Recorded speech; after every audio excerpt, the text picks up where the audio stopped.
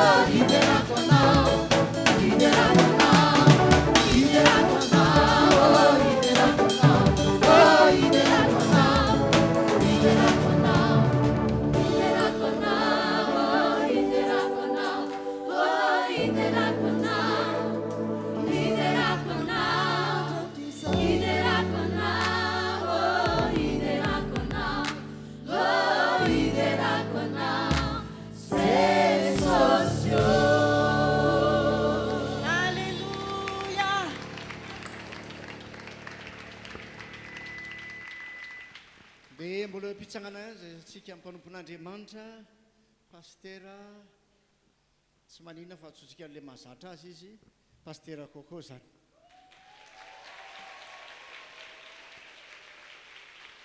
Antony ny fongamba izay za eme mantsy ny tena anarana.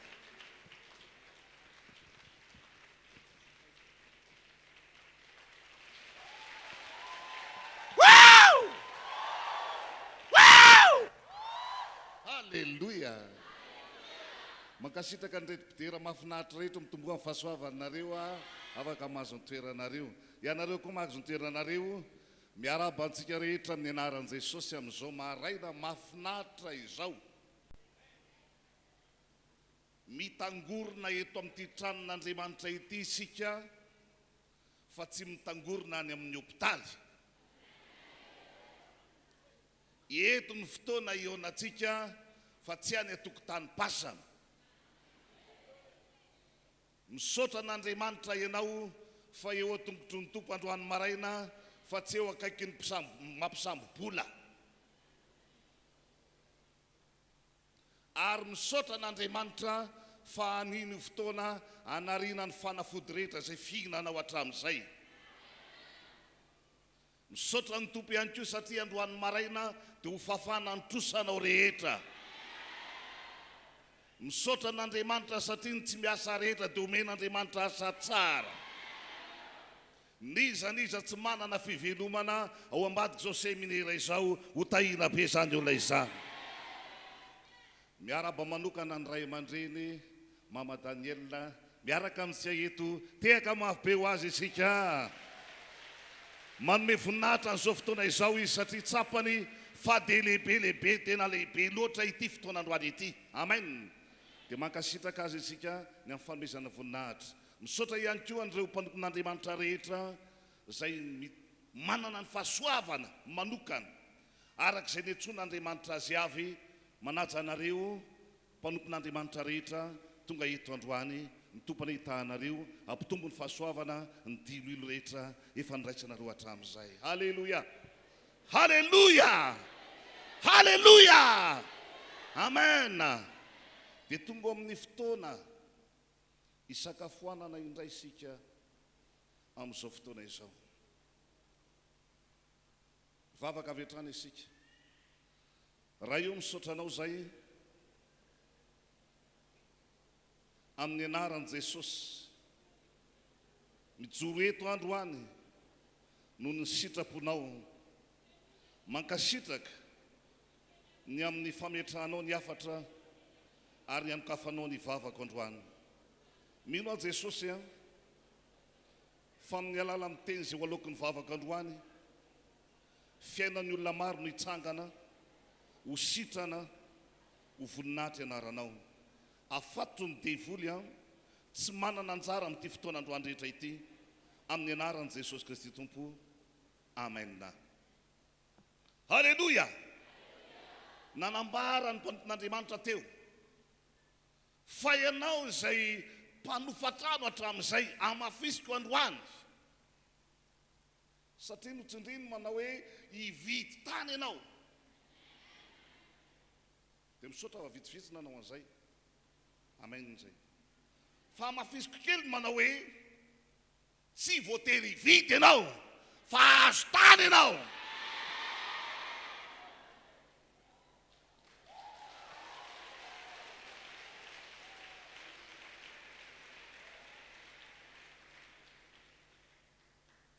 Raha vola mako ny resahana dia misy mivandravandra be eo alohanao, vola vaisy.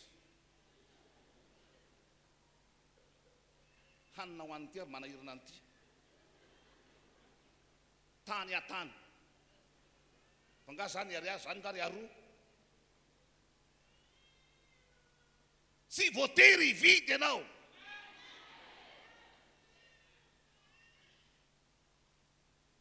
Faharoa, misaotra anareo manao Facebook rehetra ny amin'ny fanaparitahana ny afatra omaly fa tena misy vokatra. Misaotra n'Andriamanitra, olona maromaro niraisiko tao tamin'ny maraina no ny afatra izay nizaraina teto omaly tonga eto izy androany ho an'i Jesosy voninahitra.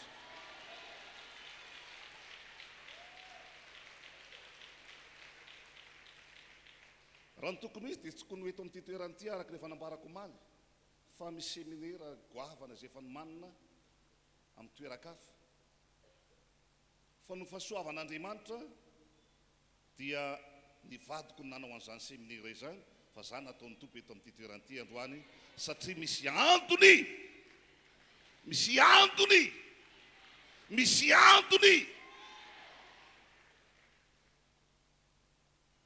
matoa azon'Andriamanitra eto androany. Dia zao no mba zavatra lazaiko aminao hoe aza vela isy anelingelinanao na dia ny kely akory azy ao anatin'ny fotoana rehetra iarahantsika eto ary mampahery atsika rehetrarehetra aho sy manentana atsika ihany koa fa ny androandroany tontolo andro ny fotoana iasan'Andriamanitra. Izany hoe tsy tapitra amin'izao toriteny faharoa zao ny fiasan'Andriamanitra fa ny tontolo ny andro iasa eto ny tompo, iasa eto ny tompo. Marina fa raha jerena dia ny hoe inona re zany mbola zavatra ho resahany reo indray efa toriteny dimy be zao omaly. Androany mbola misy firy? Mbola faharoa zao no maninga. Mbola misy telo goavana be ao aorianao. Halleluja, halleluja, amen. Fa zao no lazaiko marina aminao ny divolo ny lanomosy.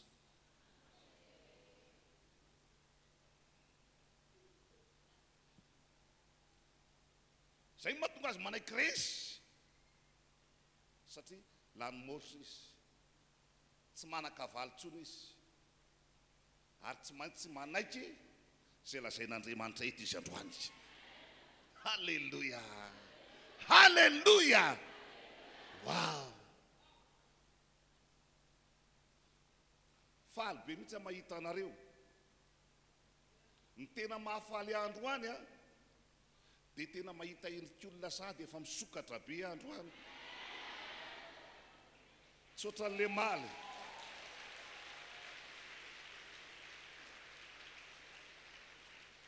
Maly ohatran'ny mbola nisy tsy haiko hoe mangarika ve zany olo zany sa maninona ve zany olo zany fa androany mahita endrik'olona tena misokatra tanteraka ary ohatr'izay fisokafanao izay mihitsy no isokafan'Andriamanitra ihany koa aminao. Halleluja, halleluja.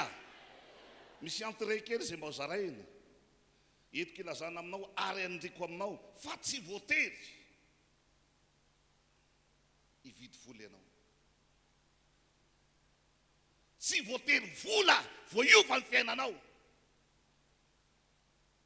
Zany mako no mahatonga ny olona lasa voafatra ary voagetra mihitsy hoe dia aiza ny vola ahitana an'izany, aiza ny vola andehanana amin'izany, aiza ny vola amin'ny alina an'izany.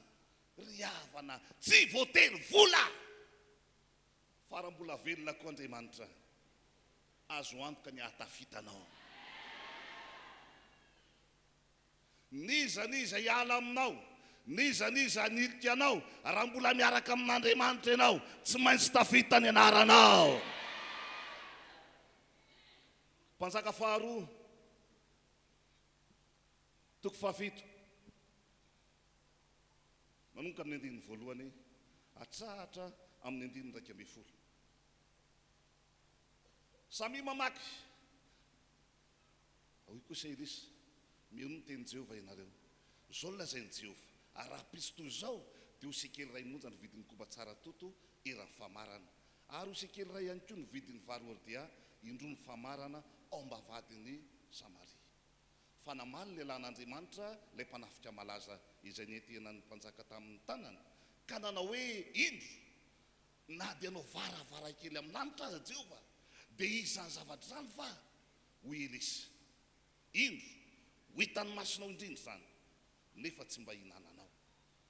Ary nisy boka Evada teo alohan'ny vavahady ny fampiresaka hoe ahoana ny hipetrahantsika foana eto mandra-pahafantotsika. Aroa isika, raha hoy isika akato an-tanàna isika dia misy mosary ho an-tanàna ka ho faty ao isika Ary ipetraka eto isika dia ho faty ihany koa ho andeha isika akany amin'ny tobiny Sirianina. Ka raha mamelona antsika moa izy dia ho velona isika. Fa raha mamono antsika kosa izy dia ho faty ihany isika. Dia ny aingana izy rehefa takariva akany amin'ny tobiny Sirianina. Ary noho ny tonga teny an-tsesy ny toby izy dia indro tsy nisy olona akory tao. Fa Jehova efa nampandre miaramila ny Sirianina ny fodidian'ny kalesy sy fandihan'ny soavaly dia ny firodorodony miaramila be. Ary niresaka ho izy injao fa ny mpanjakan'ny Israely efa nanamby ny mpanjakan'ny Hitita sy ny mpanjakan'ny Egypta hiady amintsika. Dia niainga izy ka ritra nandositra tamin'iny takariva iny ihany. Ary nilozany fotsiny ny tobiny dia nalainy ny soavaliny ary ny brikiny ka lasa nandositra hamonjy ny aina izy. Ary rehefa tonga teny an-tsesy ny toby ireo boka ireo dia niditra tao amin'ilay lay anankiray izy. Ka nihinana sy ny sotro dia nakavolafotsy volamena. Ary fitafiana dia nandeha ka nanafina izany. Ary nandeha indray izy ka niditra tao amin'ny lay anankiray dia sady naka avy tao koa dia nandeha ka nanafina izany ihany koa. Dia nifampilaza hoe izy tsy mety izao ataontsika izao. Ity andro ity dia andro filazana ny mahafaty. Nefa mangisika raha hitoetra eto mandra-paharay ny andro isika dia hanakeloka. Fa andeha isika ilaza amin'ny tranon mpanjaka dia avy izy niantso ny mpiambo ny vavahady ny tanàna ary nilaza taminy hoe tonga tany amin'ny tobiny Sirianina izay ary iny fa tsy misy olona ao na feon'olona akory azy fa soavaly mifatotra boriky mifatotra ary nylay nilaozany fotsiny. Ary niantso ny mpiambina ny vavahady izy ary ireo kosa laza tao amin'ny tranon'ny mpanjaka. Halleloia. 19. Dia nivoaka ny olona ka namabo ny tobiny Sirianina koa nikoba tsara totoerany famarana dia sekely ray monja no vidiny. Ary ny vary ordiandro ny famarana dia sekely ray ihany koa no vidiny araka ny tenin'ny Jehova. Ary ilay mpanafika malaza izay nitena mpanjaka tamin'ny tanany dia notendreny niambina ny vavahady ary voahitsaka teo am-bavahady izy ka dia maty. Arak'izay nolazainy lehilahin'Andriamanitra dia ilay nolazainy raha nidina tany amin'ny mpanjaka. Dia ny 12 farany koa dia tamteraka ilay teny nolazainy lehilahin'Andriamanitra tamin'ny mpanjaka hoe raha maraina toy izao ao am-bavahadin'ny Samaria dia sekely ray monja no vidiny vary ordia indro ny famarana. Ary sekely ray ihany koa ny vidiny koba tsara toto irany famarana. Amen. Tao anatina fahoriana, tao anatina mosary, ambava hoana ny fahafatesana ny vahoaka n'Andriamanitra tamin'izany fotoana izany. Voahidy tanteraka, voageja tanteraka, tsy afaka mianatsimo, tsy afaka mianavaratra, tsy afaka miakandrefana, fa voahidy tsy mahita ny lalak'izorana intsony. Fa niandry andra fahafatesana tao amin'ny toby. Fa niany mahafinaritra an'Andriamanitra ary isaorako azy mandrak'androany dia izy Andriamanitra tsy mba tara. Manina hoe izy Andriamanitra tsy mba tara izy. Tamin'ny fotoana io dia nanana fitaovana manokana izay tsy takatry ny saina amonjena ny olony Andriamanitra.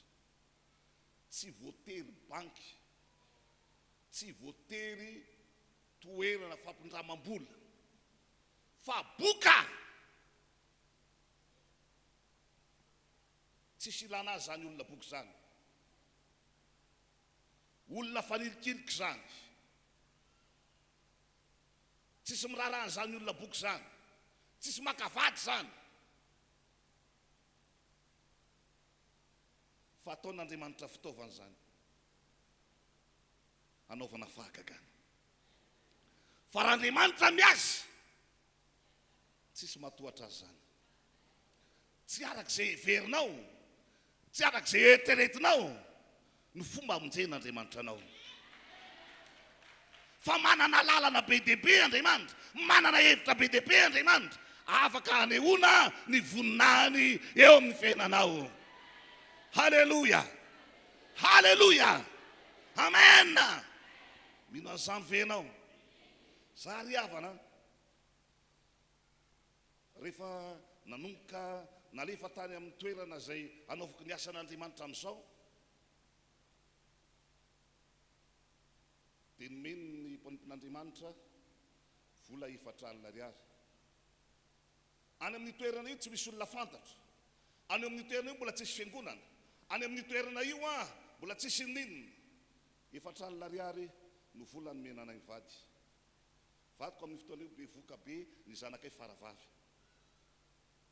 Ny frean'ny entana enakany fotsiny no efa 9 sy 1 hetsy.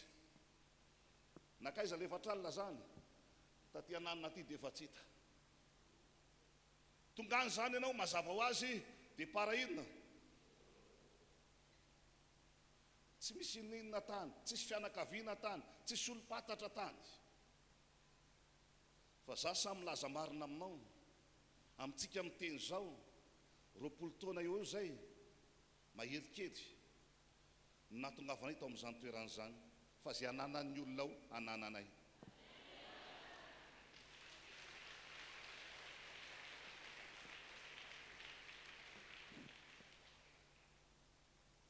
Ty fahagagana lehibe ataon'Andriamanitra. Etoko anamafisana kely aminao le fomba fiasan'Andriamanitra.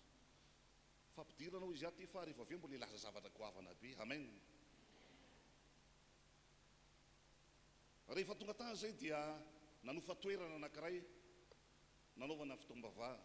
Rehefa atao amin'ilay toeram-pivavahana io dia nahilikiliky ny olona dia satria hono sekta hono, satria hono zao hono, satria hono zao hono, satria hono zao hono, dia nanomboka nahilikiliky ny olona, dia nanomboka nyrohan'ny olona satria ny olona eo amin'ny tanàna dia olona fianakaviana daholo, zany hoe raha vao eto amin'ity tanàna ty dia fianakaviana daholo io, dia eto amin'ity tanàna ty fianakaviana daholo io, dia tsy azo hidirana mihitsy fa tonga dia mandeha hoe aza mampiditsany reny, aza mampiditsany reny.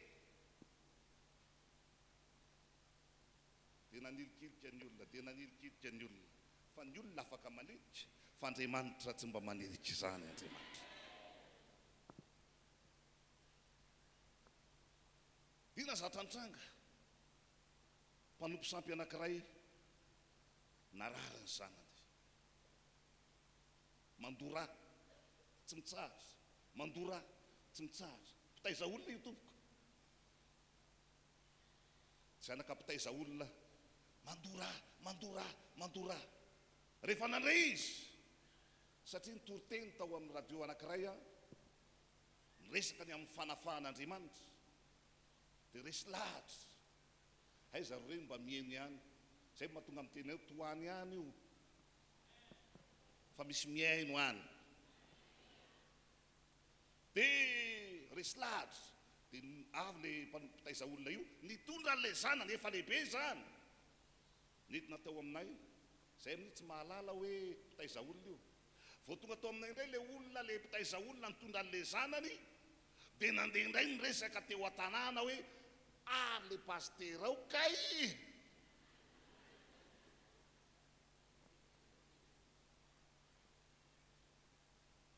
Azonao ve le resaka? Izy no nitonantonana avy any ny raha ny fanamasina, dia zay indray nataon'ny olona hoe kay le pastera ao. Dia zay mbola tsy tonga saina ihany hoe ity olona ity ke ohatr'izao zao, fa nivavahana le zanany, sitrana. Rehefa sitrana, le rangatsy nivavaka tao fa le zanany nivavaka tao. Dia nitoy nivavaka, dia nitoy nivavaka, dia nanapa-kevitra ity zanany ity, niresaka tamin'ny ray manao hoe dada, omeo tany ny fiangonana, satria tao ambany lavarangana n'olona zay zahay no nivavaka, omeo tany ny fiangonana, fa isika manana tany betsaka. dia niresaka moa zany satria zavatra fanohatra le izy fantatry le rangahy tsara zany dia tsy nety le rangahy fa tsy nanaiky koa le kialakely ataovy amin'ny anjara tanitra fa tsy amin'ny anareo fa amin'izay anjarako hay ka iresy dolo ny anjaranao dia safidio amin'ireo ary dia tele pastera ndao jerena hanao fiangonana antsika aiza ny toerana anaovana azy tiany tany aiza no anaovana azy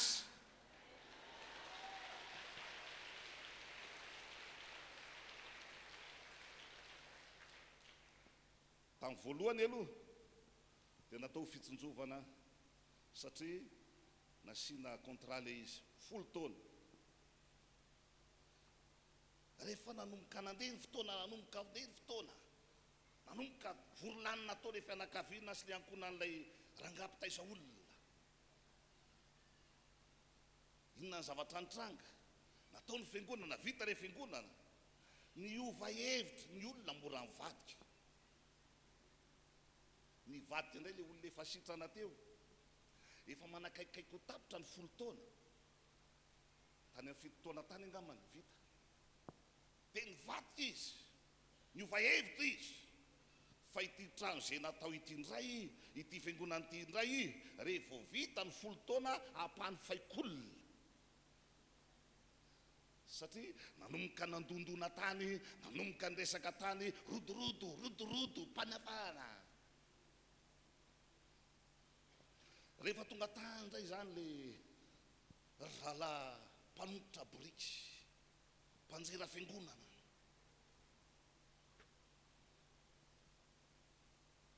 mpanjera fiangonana le zako azy satria tsy mahalala fa tsy ny olona ao am-piangonana ihany izy tsy mahatona olona fa tsy ny olona ao am-piangonana ihany izy zany olona efa ao am-piangonana no mba voataonany tsy ola zako na zany fiangonana zany fantatra reo zany ary zany le tandremana tsy izay fiangonana rehetra dia izy fa ny fiangonana izay fanohana ho any amin'ny fanjakan'Andriamanitra no izy fa tsy fiangonana manjera fiangonana ny hafa no izy dia tonga tany io fiangonana io dia nanomboka resaka tamin'izao dia ho faina ihan'izao io fa tsy maninona salafo be mihitsy izy nefa izay amin'ny fotoana io mbola ao mivavaka dia hoy izy ako tsy mahalala ny koko an' Jesosy ianao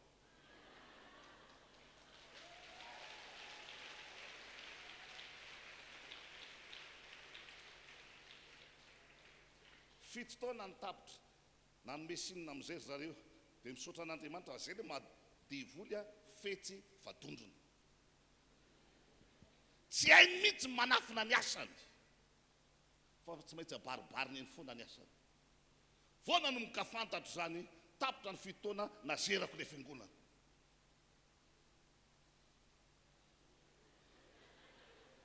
tsy mahalala ny koko an' Jesosy ianao rava amin'ny projet an' zareo hampanofan'le trano amin'ny zalahy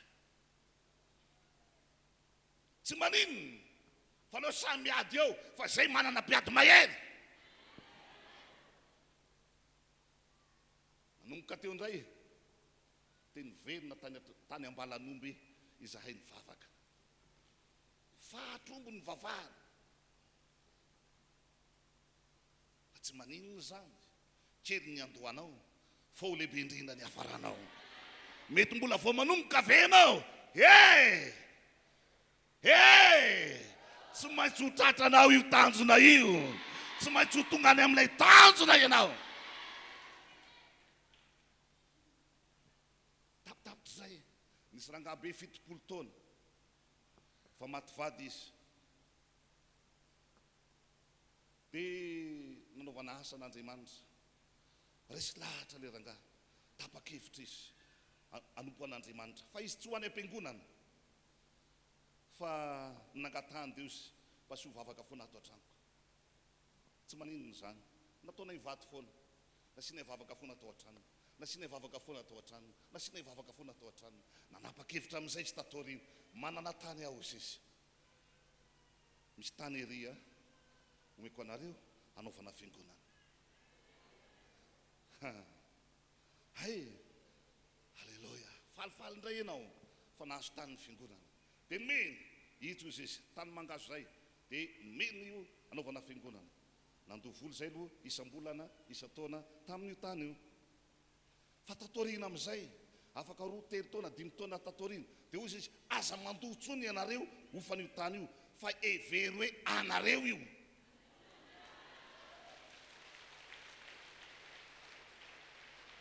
Anareo io. Aza zany very papa anareo aza mieritreritra tsony hoe zao ay. Tsy nandoha tsony zany. Fa nieritreritra amin'izay ianao anao an'ilay fotodrafitrafa manara-penitra. Tsy maintsy mila permis zany, tsy maintsy mila an'izao, tsy maintsy mila an'izao, tsy maintsy mila an'izao. Ka raha tsy mazava tsara fa anao le tany tsy mivoaka sa. Fa tao anatin'izany nanambady le rangahy 70 taona izy. Ary efa nanambady izy dia zao ny teniny: ianareo mivady ny vavolombelona ary ianareo mivady ny manamasina ny fanambadianay. Teny ivato natao ny fanambadiana dia tao amin'ny kominina ihany natao ny fanamasinana. Vita hatreo nanambady le rangahy. Ary efa nanambady le rangahy dia niresaka tamin'ny ramatoa io manao hoe zanako reny. Zay io zanako reny. Tsy nahalala mihitsy io ramatoa io hatramin'izay hoe zay nge tsy zanany. Fa hatramin'izay dia natao hatranay mihitsy io ramatoa vadiny io, satria no tenen'le rangahy hoe zanako reo. Dia nanatra anay, dia nanome voninahitra anay. Maty le rangahy tato aoriana. Rehefa maty le rangahy, mpahafantarao zavatra nitranga, nananjanaka be dehibe io rangahy io. Fa izy koa manana tany be dehibe, hatrany Tomasina, hatrany Tiliara, hatrany rehetrarehetra. Inona ny zavatra nitranga? Nanao didy miafina le rangahy.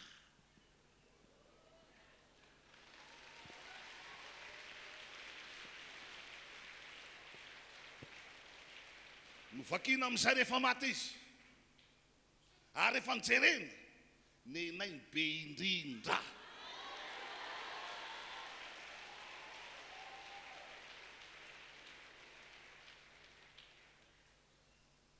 Deux heures 48 centiares. Tsy nividina na ny ariary. Ao ny fiangonana ny naorina izao. Ny fanovàn'Andriamanitra ny fiainanao tsy miakina any amin'ny dato, tsy miakina amin'ny orinasanao, fa miakina. Wow! Wow! Boka ny nampiasain'Andriamanitra. Lay Andriamanitra namonjy anay, mbola tsy miova mandrak'androany. Mbola tsy miova mandrak'androany. Faranay namonjy anay izy, mahay mamonjy anao.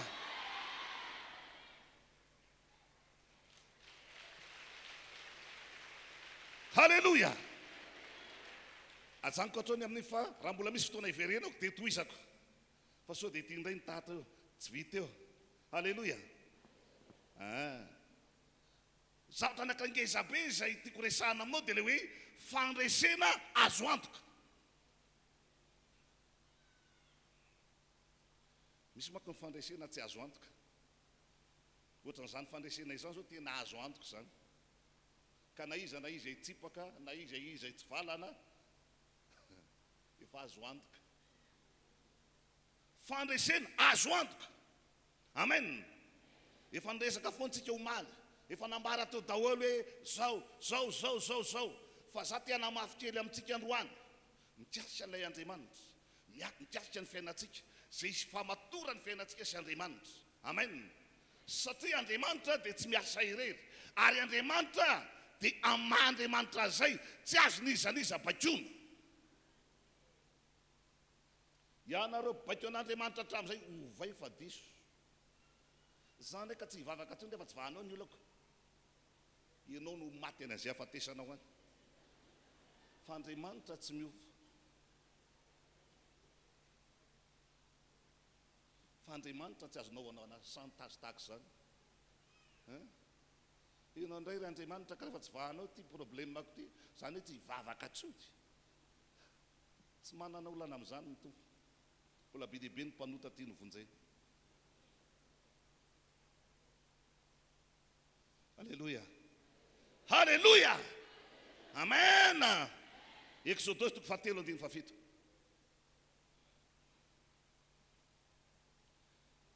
Zao voasoratra. Ao Jehova, efa hitako tokoa ny fahorian'ny oloko izay any Egipta. Ary efa reko ny fitarainany noho ny ataony mpampiasa azy. Ny fantatro ny alahelo. Dia ny fahavalo. Dia efa nidinao zao. Dia efa nidinao zao. Dia efa nidinao zao. Dia efa nidinao zao. Dia efa nidinao zao. Wow, andao hiteka mafy be ho an'i Jesosy. Dia efa nidinao zao. Halleluja.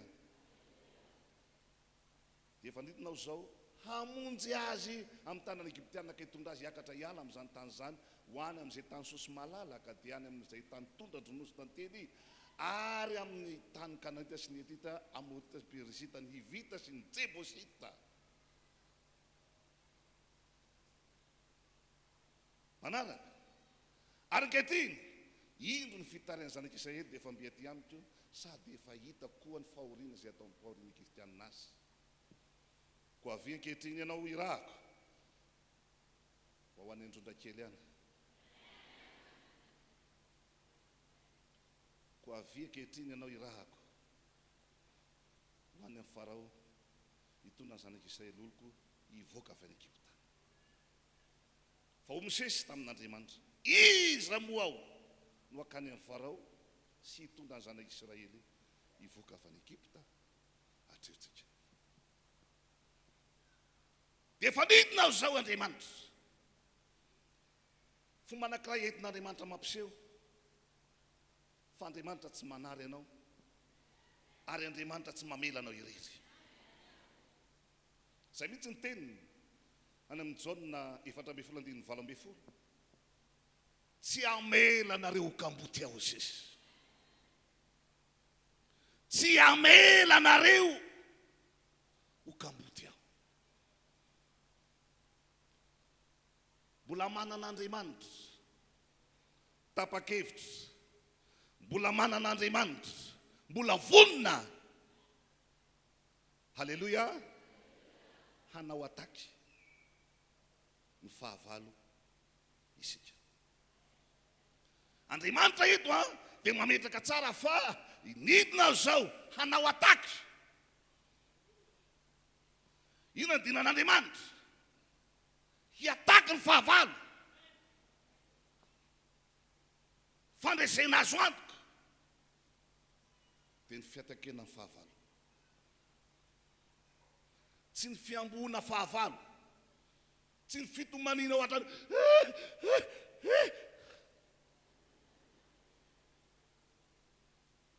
Isa tsony mba hijery aho.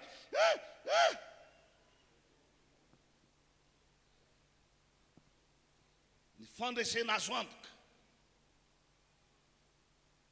dia ianao manao ataky foana.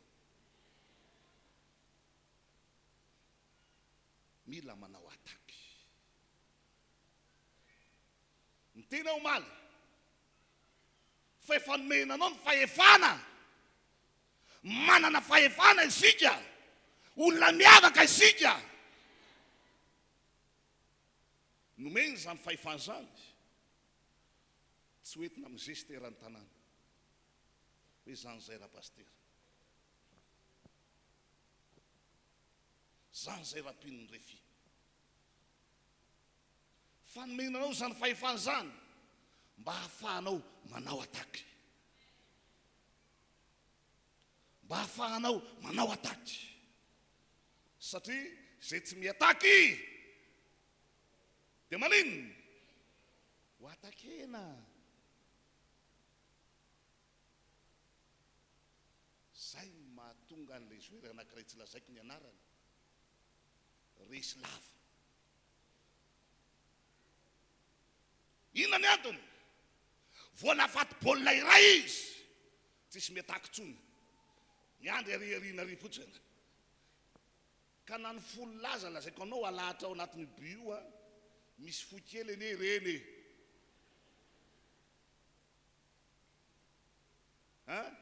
Alefa ambony lohany fotsiny dia maty ny baolina.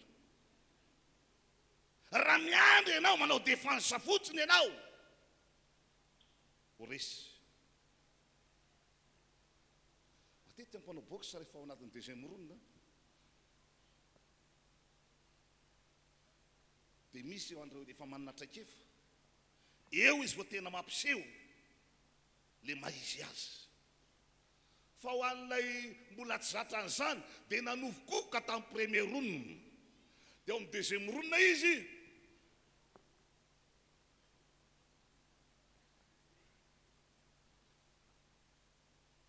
ary nizaniza manao défense fotsiny tsy maintsy ho resy ihany. Fa raha tianao ny anana fandresena azo antoka ka ho rava tanteraka sy voahilika tanteraka eo amin'ny fiainanao, lay ozy ny fahafatesana izay namatra ny fiainanao nandritra ny fotoana maro, ka niraisinao ny fanafahana ao amin'izany, nanomboka omaly, tohizana ny androany, faranana ny rapitso.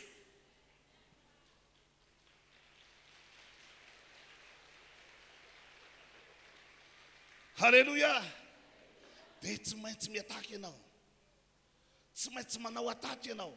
Jereo zavatra nitranga raha mijery isika tamin'ny andron'ny apôstôly, asan'ny apôstôly toko 10 andiny voalohany. Zao ny voalazan'ny tenin'Andriamanitra. Ary Petera John niakatra ho kianjan'ny tempoly tamin'ny ora fasivy tao am-pivavahana. Ary nisy nitondra lehilahy malemy tongotra avy any ekibon-dreniny izay napetrana isanandro teo alohan'ny vavahadin'ny tempoly, raha atao hoe tsara endrika, mba hangataka fiantrana amin'izay miditra eo kianjan'ny tempoly. Nono nahitan'ny Petera John efa hiditra teo kianjan'ny tempoly izy, dia nangataka mba omena fiantrana. Ary Petera John nibanjina azy ka nanao hoe mijerena i. Dia nibanjina azy rola tsara izy fa nanantena hazo zavatra taminy. Fa ho Petera tsy manana vola fotsy na volamena aho, fa izay ananako no eko anao amin'ny anaran'i Jesosy Kristy avy any Nazareta, mitsangana ny maty rehetra, velona zay rehetra maty amin'ny fiainanao amin'ny anaran'i Jesosy, zay rehetra tsy misy anomboka misy. Zay mino an'izany dia tanteraka izany androany.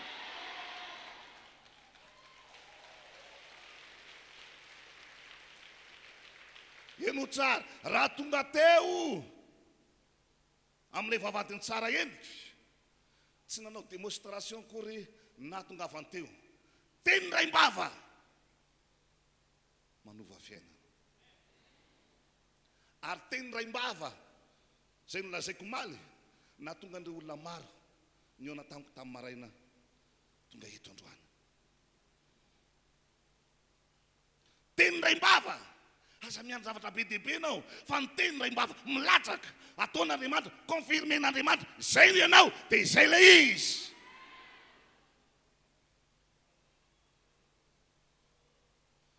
Ny andro teo lehilahy io nandritra ny 70 taona, mpanompon'Andriamanitra maro niakatra nivoaka sy miditra teo, fa tsisy mba nanafika an'io mihitsy. Fa Petera John dia resy lahatra do tafian'ity. Fa inona moa tsy ampy amin'ilay rangahy ity, hatrany ekibon-dreniny io tsisy tongotra. Amin'ny olona izany dia zavatra tsy possible intsony, fa hoy izy manao hoe voajanahary. Fa na ny zavatra voajanahary azy, zay entina amatorana ny saina, fa tsy afaka miova intsony, tsy afaka miva intsony, dia tiako milaza aminao fa mbola hain'Andriamanitra tao zany amin'ny alalan'ny teny ray-bava. Teny ray-bava. Rehefa tonga teo izy dia nanomboka amin'ny teny, tsy manana vola fotsy na volamena, fa fa izay ananako nomeko anao amin'ny anaran'i Jesosy Kristy avy any Nazareta mitsangatsangana. Dia niraisiny tamin'ny tany ankavanana relaka natsangany dia natanjaka niaraka tamin'izay ny tongony. Ilay tongotra tsy nisy teo lasa nisy tongotra mitsangana, lasa misy tongotra mitsangana. Anomoka misy zavatra hitsangana, anomoka misy zavatra hitsangana.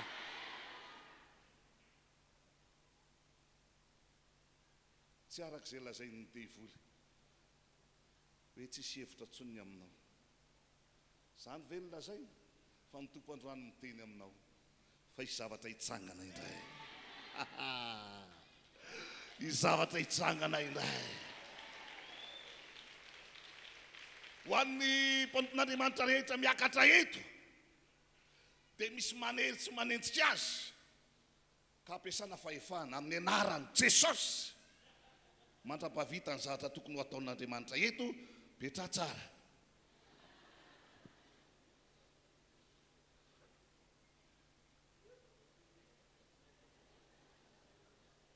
Tanao mandeha milamina amin'izay ilay izy. Halleluja. Mila atakena ny mpiataky. Fa rehefa tsy miataky azy ianao dia ho atakena ianao.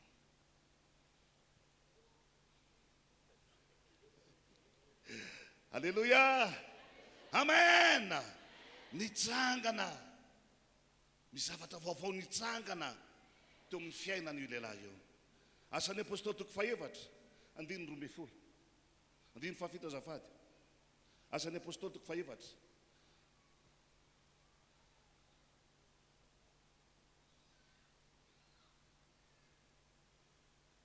andininy fahafito.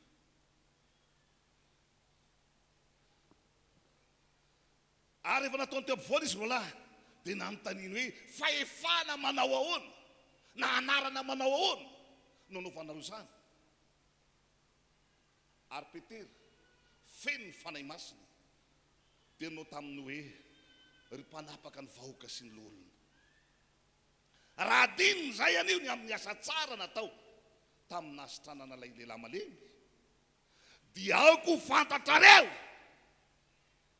aoko fantatrareo rehetra sy ny olona izay rehetra fa ny anaran'i Jesosy Kristy avy any Nazareta izay nombona tamin'ny hazo fijaliana fa natsangan'Andriamanitra tamin'ny maty kosa dia izy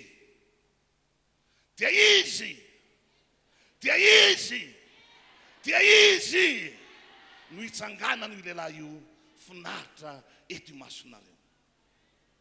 Ity ny vato izay nilaviny mpanao-trano nefa tonga tehaka mafy be ho an'i Jesosy. Tsy nijanona teo amin'ny fanasitranana ny lehilahy, tsy nanana tongotra izy mirahalahy, fa natsony ny fahavalo, natakeny ny fahavalo. Fahavalo koa zany maninona? Tsy mipetrapetraka fa mba miatako koa izy. Rehefa natsona amin'izay izy mirahalahy, natao teo ampovoany, mazava ho azy zany fa misy inona nitangorona taminy teo? Misy fahavalo maro nitangorona taminy, izy roalahy aiza ao ampovoany, tratra ampovoany. Dia ozy izy tsika izay manao hoe tsy hitako eny pastera, tratra ny be novitsy aho. Ny be novitsy tsy mikoty ao amin'Andriamanitra. Indray andro Andriamanitra rehefa andeha hamonjy ny zanak'Israely sy ny vahoaka an'Andriamanitra dia nijereny fa vahoaka mbola miaramila maro niaraka tamin'ny Gideona. Dia ozy anesory rehefa be loatra tsy mikonty ny amarony. Nizaniza maro mijoro anoloanao, mitsangana ho fahavalonao, za milaza marina aminao, tsy mikoty zany ao amin'Andriamanitra. Fa afaka mamoakanao mpandresy foana Andriamanitra. Nafiry manodidina anao, afaka mamoaka anao ho amin'ny fandresena foana ny Tompo. Halleluja. Halleluja. Amen. Fa izy mirahalahy latsaka tao ampovoany, mba fantatrao zavatra mbola lazaindray Mbola nitory filazantsarana ireo. Nambarany am Jesosy fa ilay Jesosy nombonareo tamin'ny hazo fijaliana. Izy nitsangana an'io, izy nitsangana an'io. Ianareo koa izay manana olana, io Jesosy io, io Jesosy io, io Jesosy io, io Jesosy io.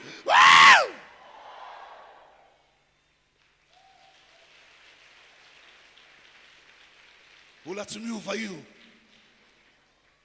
Mbola tsy miova io. Halleluja. Asan'ny apôstôly 9 andininy 9. Ao tsara ve? Rahalahy reto ohatrany tsy ao tsaraka. Ohatrany mbola asan'ny apôstôly toko fahavatra ihany hitako eto. 9 izy asan'ny apôstôly toko 9 andininy 9.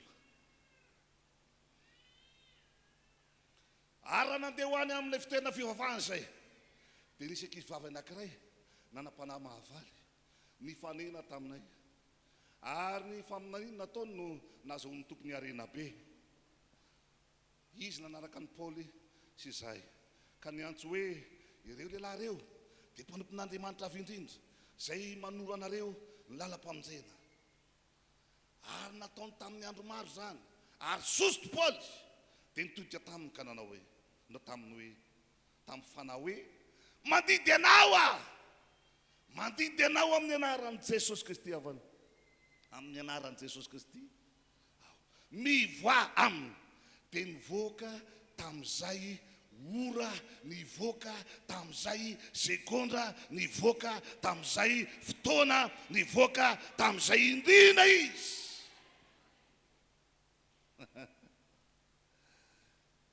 Ny devoly tsy manakavalo a tapitra lamory.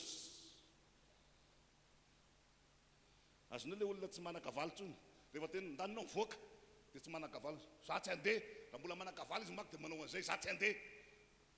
Fa ny devoly eto fa tsy manakavalo intsony, lamory. Ka zay atao aminy androany tsy maitsekeny, zay atao aminy androany tsy maitsekeny. Halleluja, amen. Nanomboka ny atako foana, ny atako foana ny fahavalo. Fa nitodian'ny Paoly izay mandeha nomeny ny afatra, ary le afatra nomeny azy dia le afatra mavesatra tsy zakan'izao tontolo izao. Zao tontolo izao tsy mahazaka an'izany anaran'i Jesosy zany. Raha vao tenenina zany anaran'i Jesosy zany dia zany mamenatra ny olona raha vao anatin'ny bus miresaka. Misaotra amin'ny tompo aty, aza miteny an'izany aty fa ty anaty bus.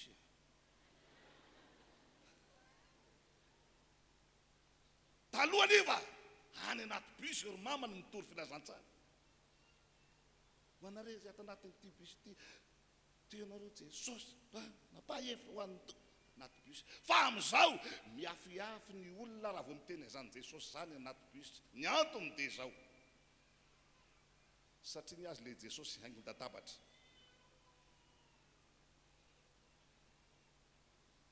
Satria ny azy le Jesosy, Jesosy mahamenatra.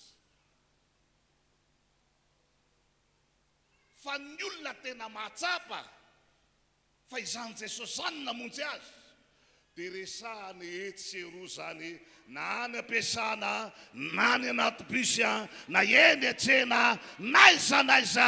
Zay ny baikon'i Jesosy, mila manafika, mandehana, mitory ny filazantsara.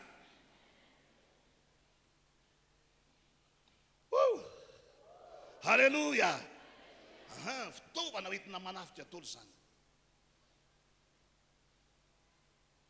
Amarana koa azy angambany amin'iny aloha dia le asan'ny apôstôly 9 ary amin'ny 9 toy ihany.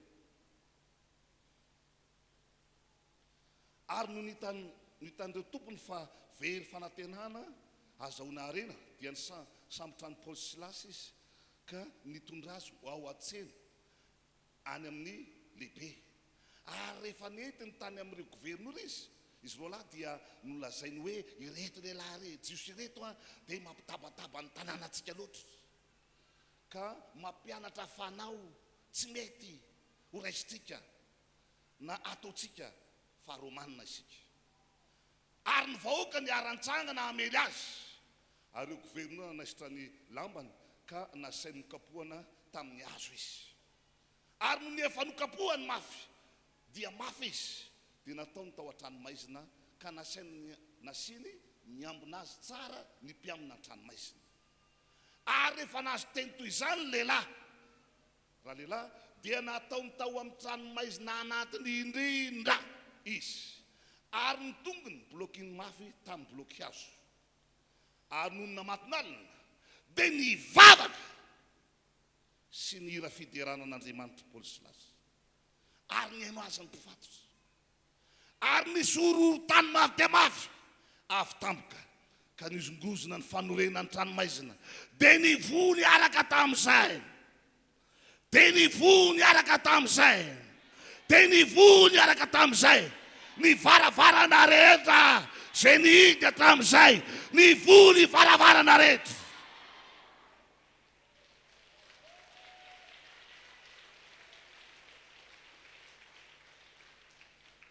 Jereo manafika amin'ny fahavalo. Ohatrany tena mahavoy izy indraindray. Ary tena ohatrany mahatsapa vo zany mihitsy ianao. Fa za miteny aminao, lalana tsy maintsy izorana fotsiny iny, fa ianao tsy mijanona eo. Lalana tsy maintsy izorana fotsiny iny, ohatran'le hoe analakely be mpangaro paosy, fa lalana tsy maintsy izorana mandalo eo anao, fa ianao tsy mijanona eo. Ninina atrehanao, ninina lalovanao, tsy mijanona eo zany ianao. Ity seminera ity amohan'Andriamanitra ny varavarana rehetra, amohan'Andriamanitra ny varavarana rehetra. Dia izotra amin'ny hitsinao ianao, dia haka ny anjaranao ianao, tahaka an'ilay boka efada. Na dia tsy nanana tanana aza mba nasiany peratra ny tanana. Halan'ny olona zany volamena zany, halan'ny sasany zany, fa inty rojo zany, halan'ny fiangonana sasany zany, satria nahoana alohana azy ihany fa tsy toizako. Fa za te hilaza aminao, mba fantatrao ny olona afaka manana an'izany, ny olona afaka.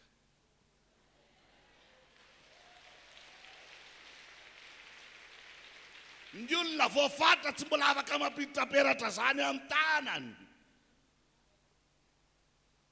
tsy afaka mampiditra rojo. Ary azadino fa alohan'ny nivoahana tany Egypta, ny zanak'Israely nandroka ny volamena, ny volafotsy, ny volamena, ny volafotsy, ny volamena, ny volafotsy. Zay mino an'izany dia handray an'izany.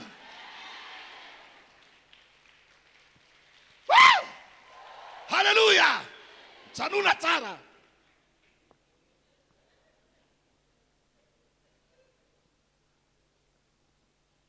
Haleluya! Haleluya! Ya! Bidiby amintsika manko no azo an'izany atoato. Efa mba nirinao hely zany, fa ity le fotoana anokafana ny varavaranao amin'izany. Tao anatin'ny fanafiana sy notafiana Polislasy, ohatra ny nahavony fahavalo, satria dia tena tafiditra hatrany am-ponja izy mirahalahy. Fa teo ihany koa, fa na any am-ponja azy mbola afaka manafika foana. Tsy misy toerana tsy ahafahana manao ataka izany. Fa ny toerana rehetra misy anao dia toerana omen'Andriamanitra fahalalahana afaka hanaovanao ataky. Any an-tranomaizina manomboka manao ataky Polislasy.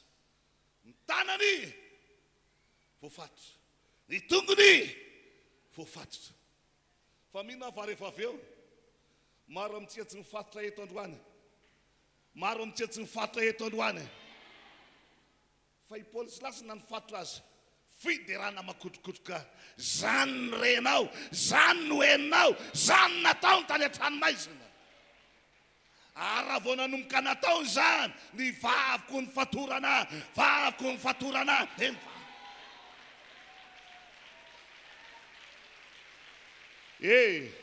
Torohevitra kely mba omenanao. Rehefa manomboka tonga ny ataky, ohatrany sahirana be anao hiteny hoe amin'ny anaran'i Jesosy. Ohatrany tena voafatatra amin'ny vavanao sy ny lelanao hiteny manao hoe amin'ny anaran'i Jesosy. Fa zao ny torohevitra ataoko aminao, efa tena mivoatra izy amin'izao fotoana, dia manana le zavatra afaka midobodoboka be iny, atsofoy fotsiny ny karta Sandrato, dia Sandrato, dia Sandrato.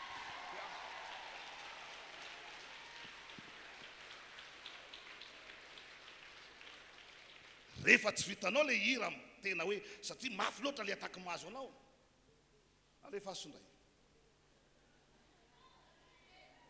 Dia izy alefanao iny, arao fesitra Sandrato, Sandrato.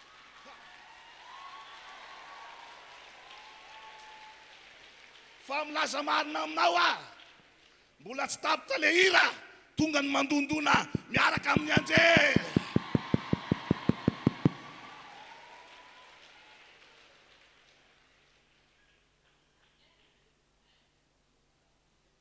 Alleluia.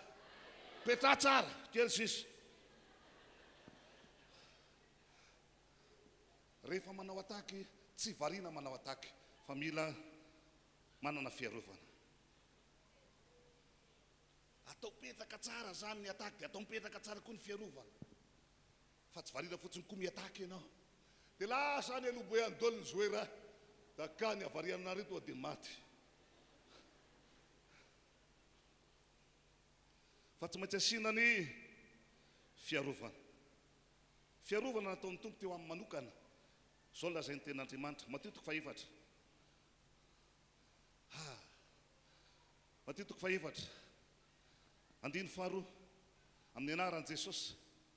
Ary ny faty ihany 40 andro sy 40 alina izy.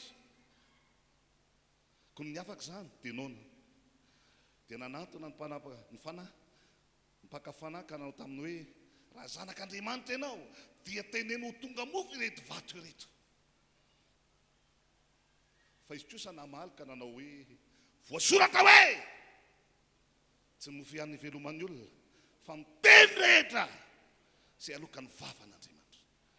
Be dia be ny mbola voalaza eo hatrany amin'ny 9:12 fa hatreo no raziko aminao sy ny raisitsika. Inona zatra anankiray fiarovana nataon'ny tompo tamin'ny fotoana io. Ny fiarovana voalohany dia ny vavaka fifadikanana. Ny vavaka fifadikanana dia fanovozana hery fiarovana. Ho anao izay mila hery fiarovana dia ny vavaka fifadikanana no ahafahana manova izany. Amen.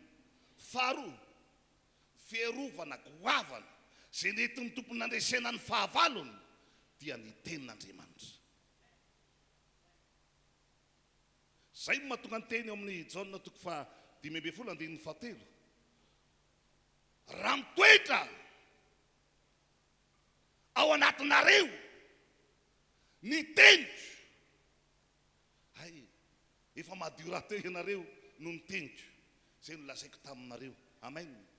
Any amin'ny 7 zany milaza le izy angambany. Alleluia. Raha miray amika ianareo ka mitoetra ao anatinareo ny tenitro, toetra ao anatinareo ny tenitro, tsy solana sy za rehetrarehetra manaraka ho azy. Zay rehetra ilaiko dia ao aminao, dia ao aminao, dia ao aminao. Zay rehetra ilaiko dia ao aminao, dia ao aminao. Fa mila mitoetra. Dia tsy mitoetra haingony fo, fa mitoetra ho akatoavana. Zay ny afantarana fa mitoetra le teny.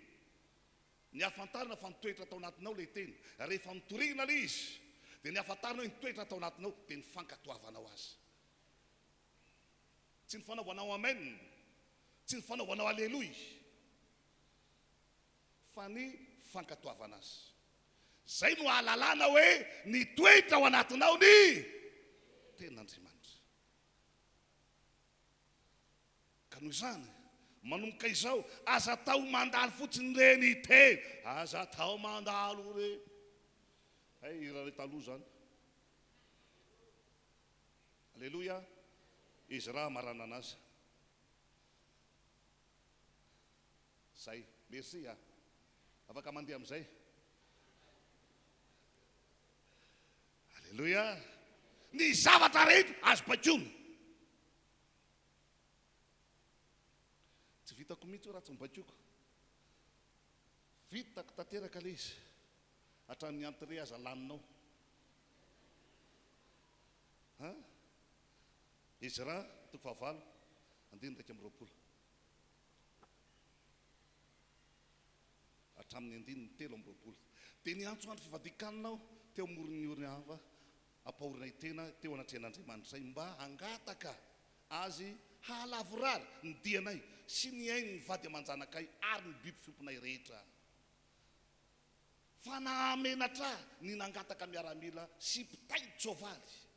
Naninao ny mahamenatra azy nangataka miaramila sy mpitaingo tsoavaly. Dia alohany nanina ny fatihanina.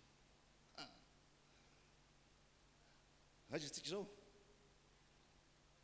hiaro anay amin'ny fahavalonay eny an-dalana, satria efa niteny tamin'ny mpanjaka izay ka nanao hoe ny tanan'ny Andriamanitra ay mahasoa izay rehetra mitady azy, fa ny heriny sy ny fahatezerany kosa mamely izay rehetra mahafoy azy. Ary ny fatihanina izay ka nangataka izany tamin'Andriamanitra ay, dia niaino anay izy.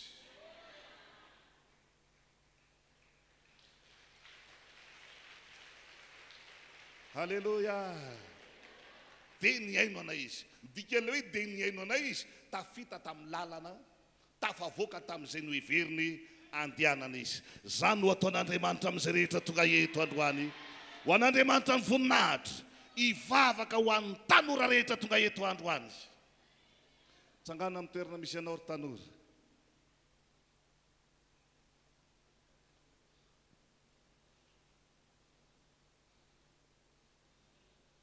Asandrato ambonin'ny tananao. Dia akipino mason'ny nofinao. Aleluia.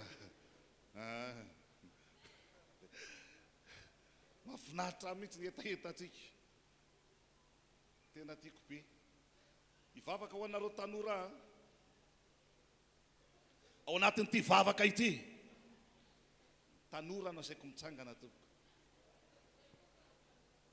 Eny. Asandrato ny tananareo. Fa zay tsy nangatahanareo, mbola tsy tahoam-ponareo, tsy nirianareo akory azy. Fa ao anatin'ity vavaka ho ataoko ity, ho ataon'Andriamanitra aminareo zany. Aoka isy hetaheta ao anatinao, ary aoka isy finoana ao anatinao. Akipino masonofinao, asandrato ny tananao. Amin'ny anaran'i Jesosy no afahako mivavaka ho an'ny tanora rehetra. Manatrika ity fotoana ity androany. Anavaka an'ireto tanora ireto ianao Andriamanitra.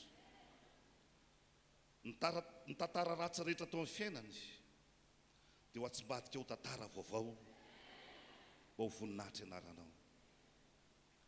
Ireto lehilahy, vehivavy, tanora mijoro eto anatrehanao reto, maro amin'izy ireo no ampiasainao ho amin'ny asa lehibe sy mahagaga.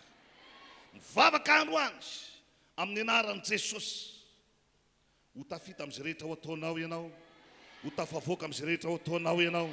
Ary ninona herin'ny ozina avy any amin'ny razambe misy ianao, ninona herin'ny fahafatesana avy any amin'ny razambe misy ianao, tapahako zany androany amin'ny anaran'i Jesosy. Tsy mahazo manaranaka intsony.